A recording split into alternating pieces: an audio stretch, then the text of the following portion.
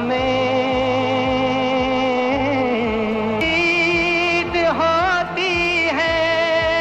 जिंदाबाद ऐ मोहब्बत जिंदाबाद। दोस्तों, जब मुगले आजम फिल्म पूरी हुई तो इसके प्रीमियर को एक भव्य आयोजन की तरह मनाया गया कि आसिफ ने मराठा मंदिर में इसका पहला शो रखा और फिल्म की रील को हाथी पर रखकर ढोल नगाड़ों के साथ वहां तक ले जाया गया।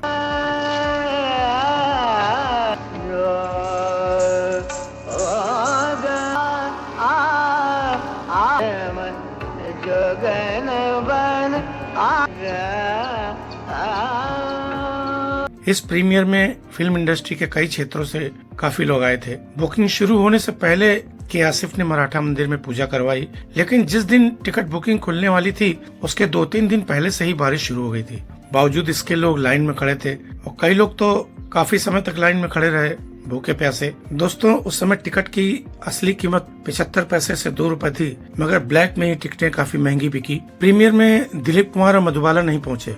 कहा जाता है कि दिलीप कुमार नाराज थे के आसिफ से क्योंकि उनकी बहन से उन्होंने शादी कर ली थी, जबकि के आसिफ पहले से शादीशुदा थे। इस वजह से दिलीप कुमार काफी नाराज थे और मधुबाला तो अपनी बीमारी की वजह से नहीं आ सकी। इसके बावजूद मराठा मंदिर में इस फिल्म के 77 हफ्ते तक सभी शो हाउसफुल रहे।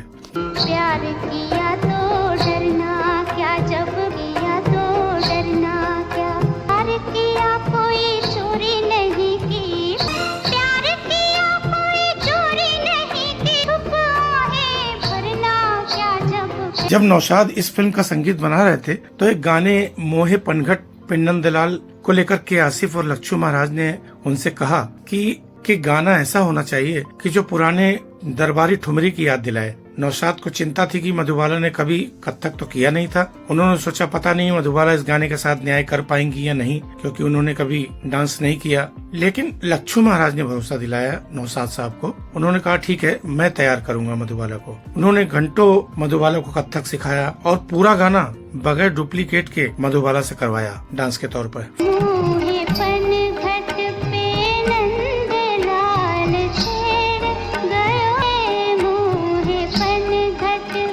फिल्म में पृथ्वीराज कपूर का एक सीन था जिसमें उन्हें तपती रेत पर चलना था। के आसिफ ने कहा कि अगर आपको कोई दिक्कत हो तो आप इशारा कर सकते हैं, शूटिंग वहीं रोक देंगे। लेकिन पृथ्वीराज कपूर बिना कुछ बोले तब तक चलते रहे जब तक के आसिफ ने खुद कट नहीं बोला। शूट के बाद के आसिफ उनके गले मिले, उनके पैरों में छाले पड़े हुए थे। इस फिल्म की कहानी में जब अजीत की मौत का सीन शूट किया जा रहा था तो के आसिफ बार बार रीटेक ले रहे थे, तो अजीत साहब ने मजाक में कहा शायद जब तक मैं मर न जाऊं ये सीन ओके नहीं होगा। दोस्तों, फिल्म के युद्ध के सीन के लिए 2000 ऊंट, 400 घोड़े, 8000 सैनिक इस्तेमाल किए गए थे। भारतीय सेना की 56 जयपुर रेजिमेंट ने इन दृश्यों को शूट करने में मदद की थी। सभी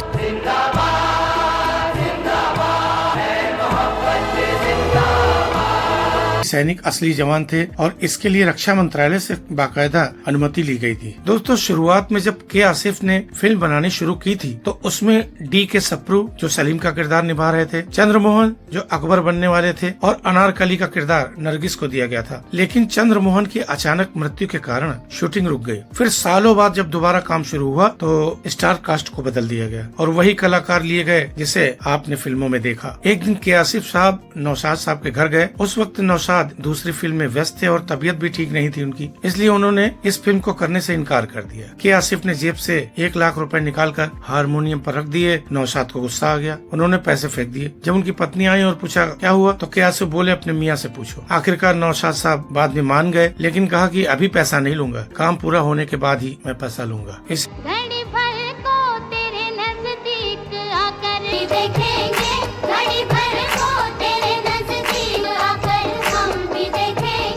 की फिल्म में जो पृथ्वीराज के लिए जूते बनवाए गए थे उनकी कीमत उस समय 4000 रुपए थी। जब कैमरामैन ने सवाल उठाया कि शॉट में दिखेंगे ही नहीं तो के आसिफ ने जवाब दिया कि जब शहंशाह ऐसे जूते पहनकर चलेगा तो उसकी चाल में ही रॉयल्टी नजर आएगी।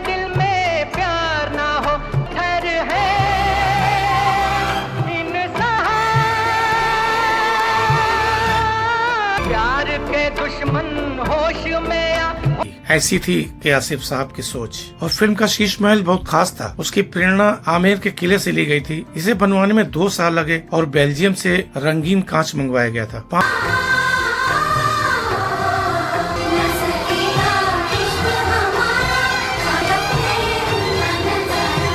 5 अगस्त 1960 को जब ये फिल्म रिलीज हुई तब किसी ने नहीं सोचा था कि ये भारतीय सिनेमा की सबसे यादगार फिल्मों में से एक बन जाएगी। 75 साल बाद भी इसकी कहानियां, इसके किस्से लोग सुनते हैं और हैरान रह जाते हैं। तो दोस्तों, ये थी मुगले आजम की कुछ अंदर की बातें जो मैंने आपको बताई। अगर ये वीडियो आपको पसंद आया तो प्लीज चैनल को सब्सक्राइब करके बेल आइकन जरूर दबाइए, जिससे मेरे अगले वीडियो की नोटिफिकेशन आप तक पहुँच सके। और देखते रहिए पिक्चर्स ऑफ बॉलीवुड। रोचक खबरें, रोचक जानकारी आपके लिए लेकर आता रहूंगा। इसी के साथ आपसे विदा चाहता हूँ। धन्यवाद।